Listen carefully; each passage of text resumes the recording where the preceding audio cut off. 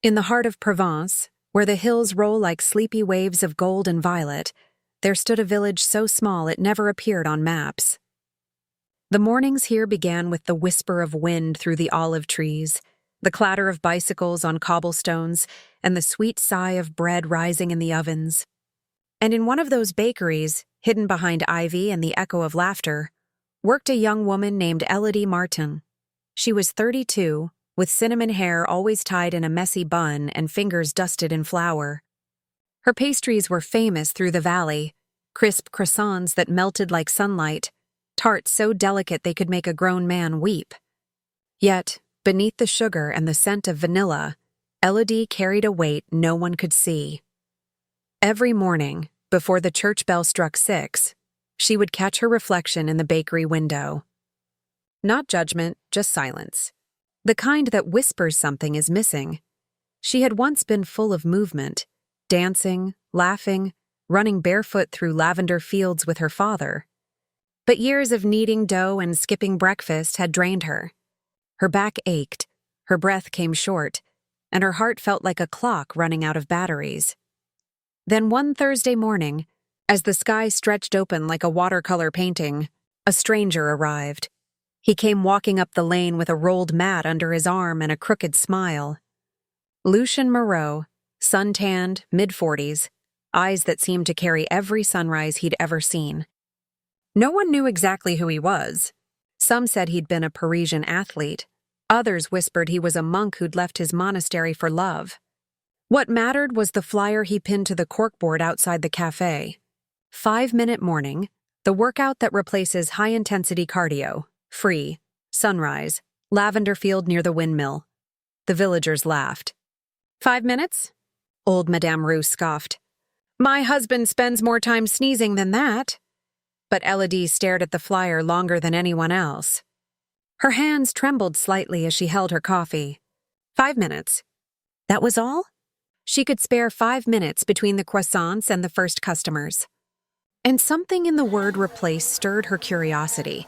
Could anything replace the sweat, the dread, the endless punishment she associated with cardio? That night she could hardly sleep. The moonlight poured through her curtains like milk, and she remembered her father's words. Discipline, ma fille, is not about pain. It's about patience. She smiled to herself, set her alarm for 5, and promised, just one try. At dawn, the fields were still sleeping. Mist clung to the lavender like silver lace. Elodie walked there in her baking apron, hair tied tight, shoes half untied. She expected a crowd. There were only 3 others: a teenage boy, the grocer's wife, and old Monsieur Pierre with his dog. Lucien stood barefoot on the grass, arms crossed loosely. Bienvenue, he said. 5 minutes. No more, no less. But in these 5 minutes, you will meet your breath again. They exchanged glances, half amusement, half disbelief. He unrolled his mat, pressed his palms into the earth. We begin with the full plank, he said softly. Belly to the ground. Feel the soil beneath you. It has held generations before us. Now lift, arms straight. Toes firm. Body, a single line from head to heel. Elodie hesitated. Her palms sank into the damp grass. It smelled of rain and rosemary. When she lifted her body, the shock of effort ran through her like fire. Her shoulders trembled. Her stomach screamed. Lucien's voice floated through the air, calm and rhythmic. Breathe normally. You are stronger than the seconds that pass. The cicadas began their chorus. The boy grunted. Monsieur Pierre's dog yawned. And Elodie, biting her lip, counted in her head. 30 seconds.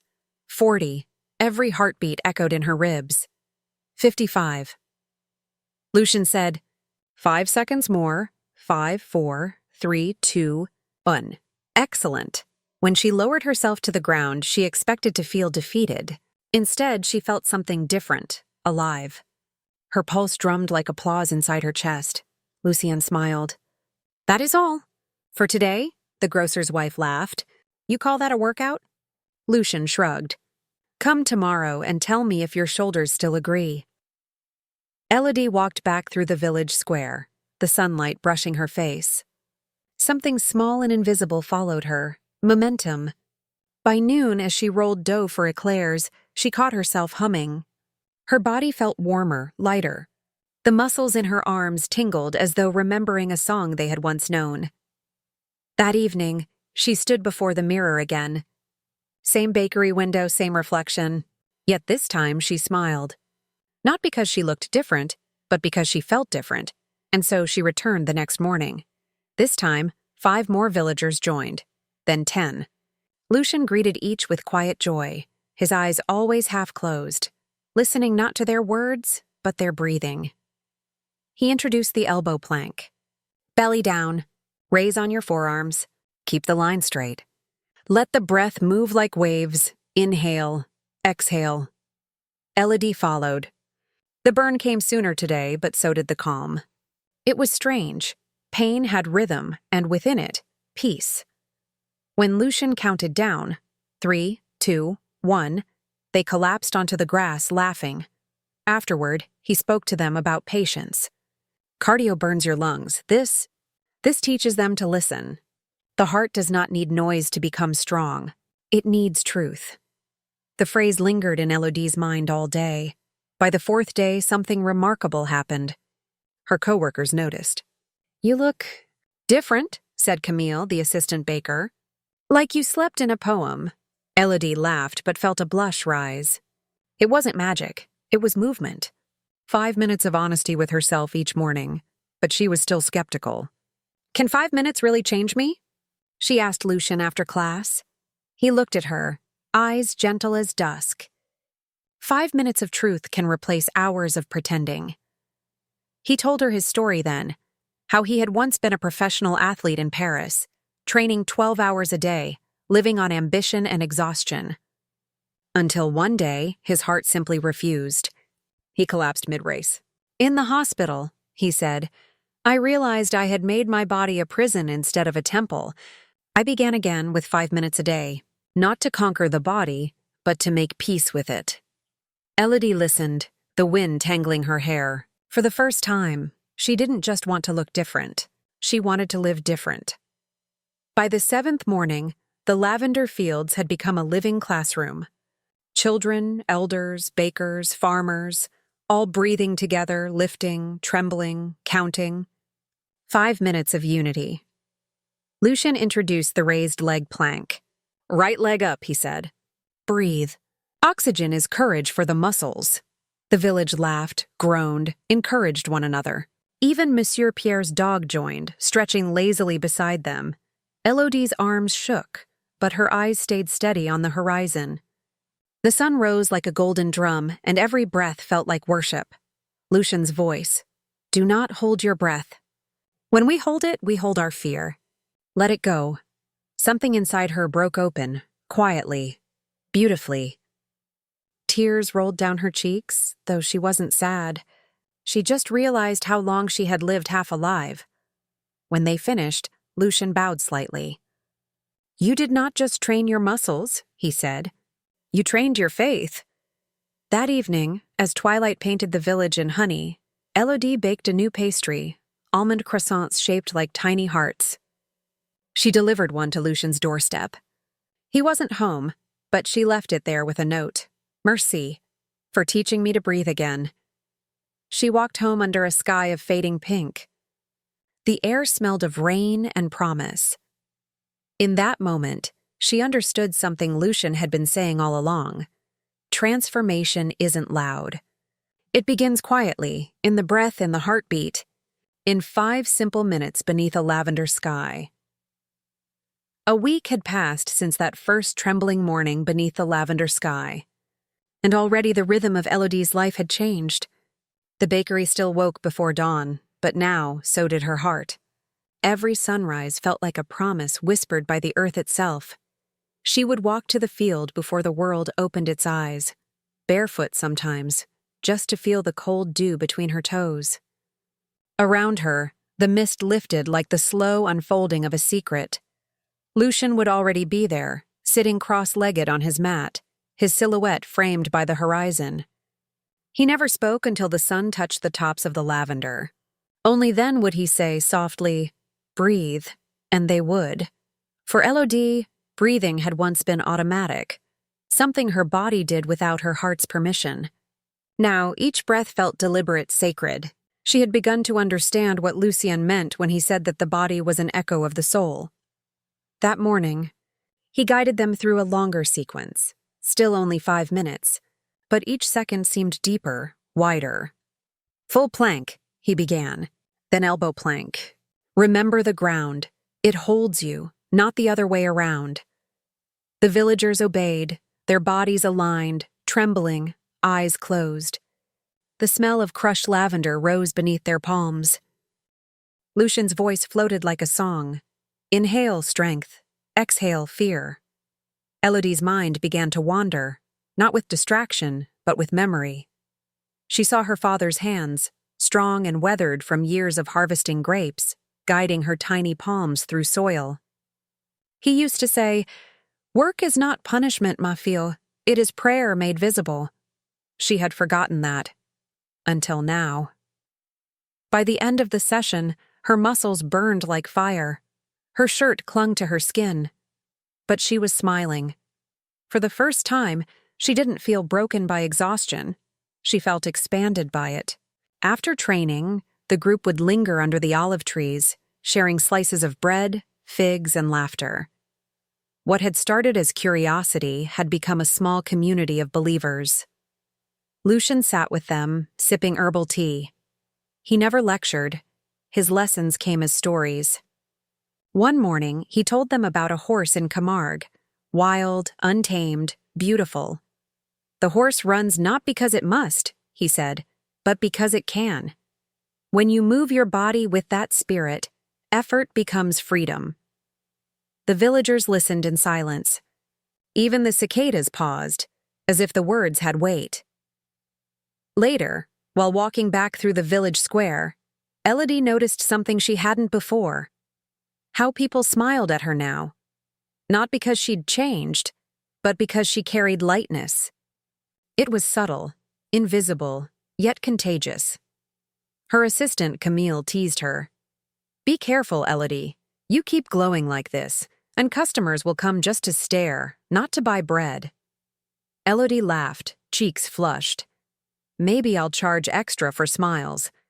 By the second week, Lucian began teaching the philosophy of the plank. To hold yourself still, he said, is to meet who you are without escape. Most people run, dance, lift weights, to flee something. But in stillness, the truth has nowhere to hide. Elodie understood that more than anyone. In those trembling seconds, she faced her insecurities, the fear of failure, the years of comparing herself to others, the exhaustion of always giving but never resting. Each plank became a confession, and each exhale, forgiveness. But discipline was not without pain. One morning, during the raised leg plank, her shoulder gave a sharp cry.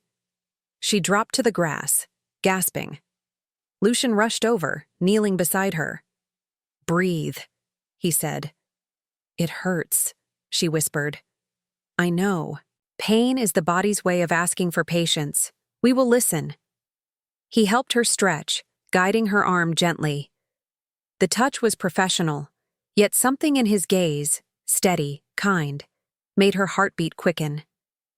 She wondered what story lived behind those calm eyes. That day, Lucian ended the session early. "Rest is also strength," he reminded everyone. As Elodie sat on the edge of the field, watching clouds roll across the Provençal sky, she realized how rarely she allowed herself to rest, not just her body, but her mind. The bakery, the customers, the endless perfectionism. It all blurred into noise. These 5 minutes each day were the only silence she had. And in that silence, she was beginning to hear herself again. The next morning, her shoulder still ached, but she returned anyway. Lucian noticed and smiled approvingly. "You came. I promised myself I would." "Then promise yourself something else," he said. "That you will forgive yourself on the days you can't." He placed her mat beside his. Together they held the plank, silent except for the rustling of wind through lavender. When the time ended, he turned to her. "Do you feel that?" "My arms?" she teased, laughing through the burn. He smiled. "No, the peace that comes after the effort." She paused, catching her breath. "Yes," she whispered. "It feels like home." That evening, she wrote in her small leather notebook, the one she kept for recipes and dreams. 5 minutes. That's all it takes to remember who I am. For the first time in years, her handwriting was steady. The weather changed the next day. Clouds rolled in from the coast. But Lucian insisted they continue. "Rain purifies," he said. "Let the earth baptize your effort." So they trained beneath the drizzle, laughing as droplets slid down their faces. The lavender glistened, the soil soft beneath their palms. During the side planks, Elodie felt the rain trickle down her arm. Instead of discomfort, it felt beautiful, like the world was sweating with her. Lucian's voice called through the mist. 30 seconds more. The sky is your witness." They finished soaked and shivering, yet no one complained. It felt like victory. That night, as thunder rumbled far away, Elodie slept deeper than she had in years. The next sunrise came clear and sharp. The sky blazed with color. Lucien greeted the group with a mischievous grin. "Today," he said, "we forget counting. We move by feeling." The villagers looked confused. "No numbers?" asked Madame Rue. Lucien chuckled. "Numbers are useful, but they can become chains. Feel your body. When it wants to rest, rest. When it can go further, go." It was strange at first, planking without a countdown. But something shifted. Without numbers, time dissolved. The mind stopped chasing finish lines and began listening. Elodie closed her eyes. For the first time, she wasn't thinking about seconds or success. She was simply there. Her breath, the lavender, the hum of the wind. All one. When they finally stopped, Lucien said quietly, "That was 5 minutes and 20 seconds. Everyone laughed, astonished. They had lasted longer than ever before, without realizing it. Lucien smiled. When you stop counting pain, you start counting grace. To Elodie, that day marked a turning point. The workouts were no longer about her body. They were about reclaiming the parts of herself she'd buried under routine. Every morning became a ceremony, every breath a conversation with her past and her hope for tomorrow. And though she didn't know it yet, the weight she was learning to lift wasn't her body at all. It was the weight of her own heart, and soon, that weight would be tested. By the 3rd week, the 5-minute ritual had woven itself into the fabric of the village. At sunrise, shutters creaked open, dogs barked in rhythm, and the scent of coffee drifted from every window. The once silent lavender fields had become a sanctuary of breath, laughter, and trembling limbs. Even the skeptical villagers, who once mocked Lucian's magic routine, now arrived early, stretching, gossiping, and comparing how many seconds they could last before collapsing with a grin.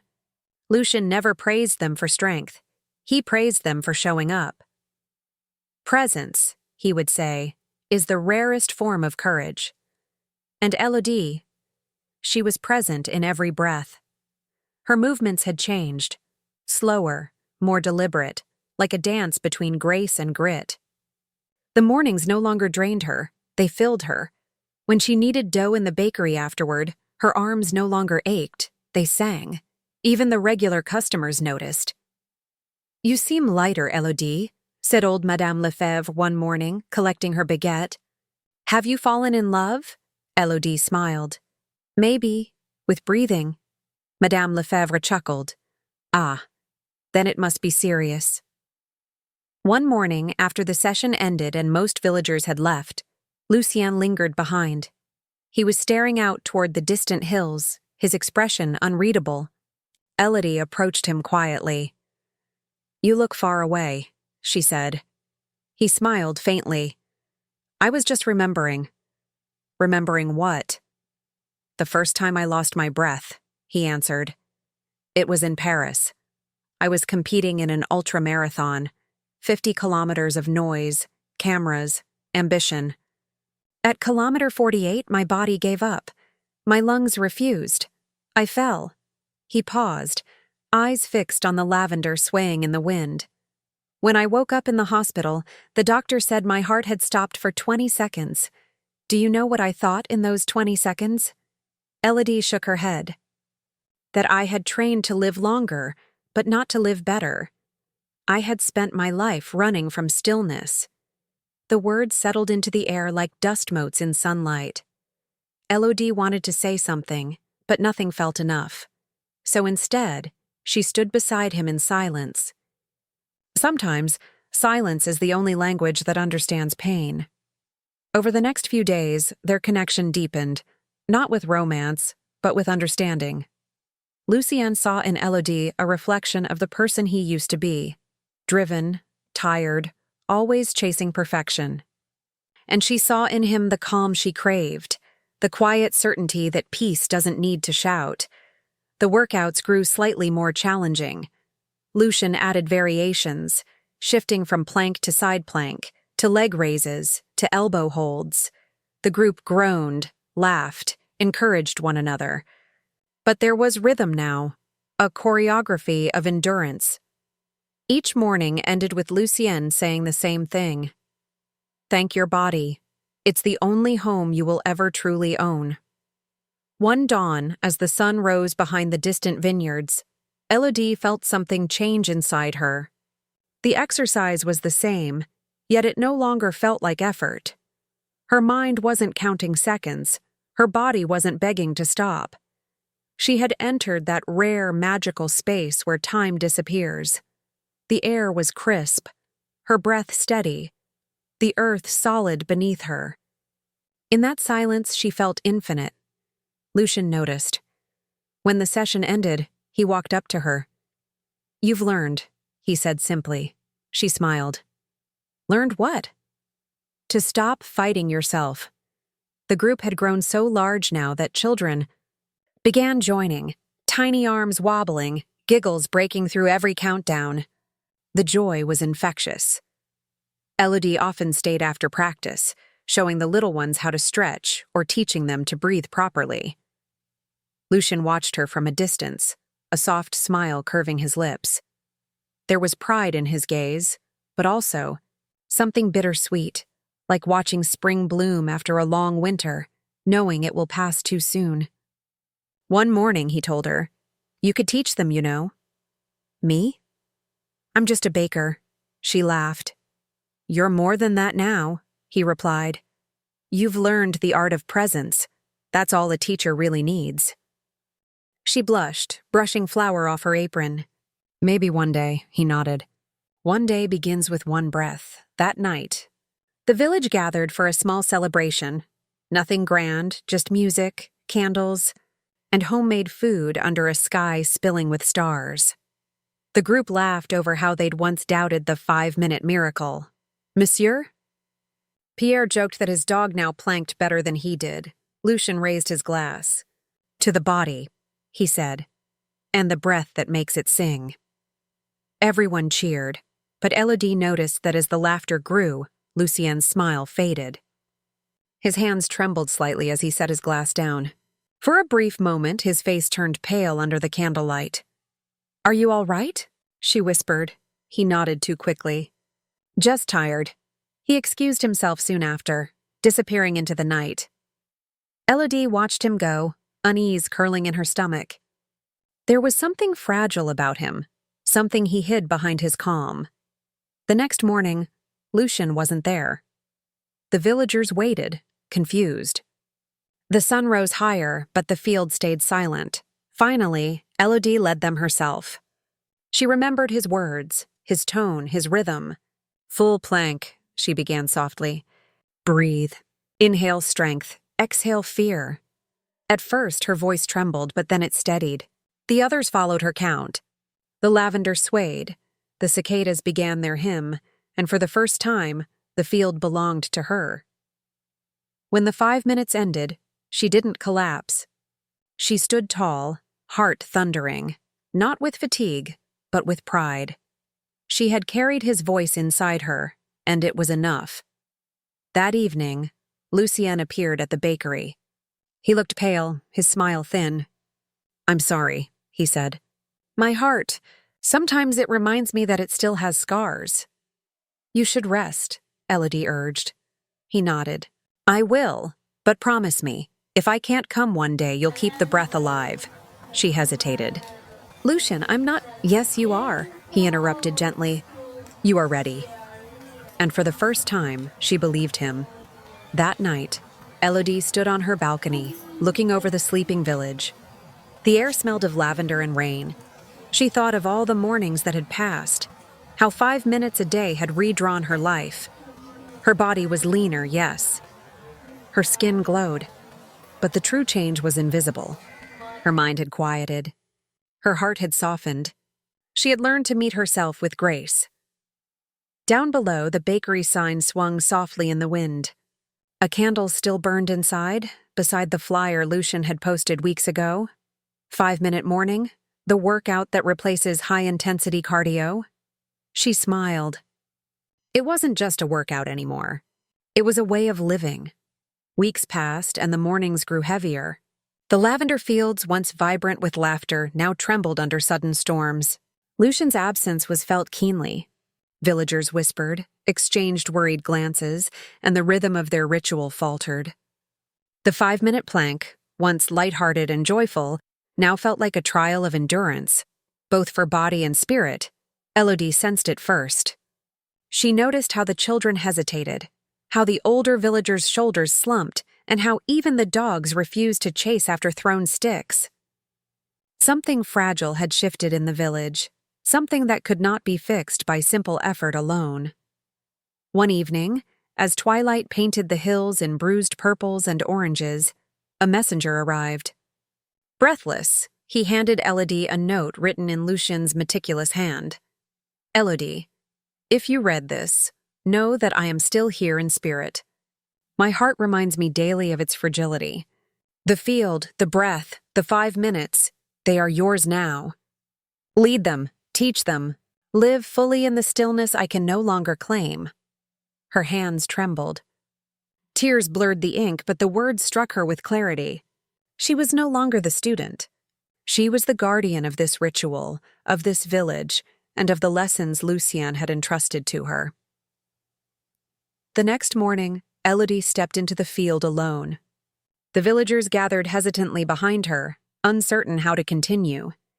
The sky was heavy, clouds pressing close, threatening rain. She raised her voice, steady but soft. 5 minutes. That's all it takes. Breathe. Inhale strength, exhale fear. Today, we begin again. Together. At first, her own breath caught. Her arms shook. Her legs wobbled. But as she counted aloud, inhale, exhale, hold, something remarkable happened. One by one, the villagers found their rhythm. The children laughed through the wobble. The older villagers groaned and grinned simultaneously, and the dogs bounded in circles, barking. The storm clouds above seemed to pause. For a brief, magical moment, the world held its breath with them. By the 3rd day, Elodie's confidence had blossomed. She introduced small innovations, side planks with slow rotations, raised leg holds to test balance, and mindful breathing exercises. The villagers followed her lead with a mix of awe and determination. Elodie noticed subtle transformations. Monsieur Pierre's back, once stooped from years of vineyard work, straightened. Little Sophie's tiny arms held the plank without collapsing. Madame Lefebvre laughed louder than ever, her voice ringing like silver bells. And through it all, Elodie felt Lucien's presence, not as a teacher, not as a guide, but as a quiet encouragement in every inhale, every heartbeat, every shared glance of perseverance. One evening, as the storm finally broke, rain soaked the lavender fields, and Elodie stood drenched but smiling. The villagers had joined her, all faces lifted toward the sky, embracing the rhythm, the struggle, the release. Elodie whispered softly to herself, 5 minutes, every day. That's all it takes. She realized then that the ritual was more than exercise. It was life distilled, the courage to begin, the patience to endure, the resilience to continue when storms rage. The villagers, guided by her quiet determination, had discovered something far greater than fitness. They had discovered themselves. Weeks later, Lucian returned, not with fanfare but quietly, watching from the edge of the field. Elodie noticed him and smiled. He nodded faintly, pride and relief shining in his eyes. "You did it," he said simply. "No," she replied softly. "We did it." The sun rose behind the hills, spilling golden light over the lavender, the villagers, and Elodie. For the first time, the morning felt limitless, full of possibility, and utterly, beautifully alive. The 5-minute workout had become a metaphor for life. Brief, challenging, transformative, and entirely within reach. And in that moment, the French countryside seemed to hold its breath once more, honoring the quiet power of perseverance, presence, and the human heart.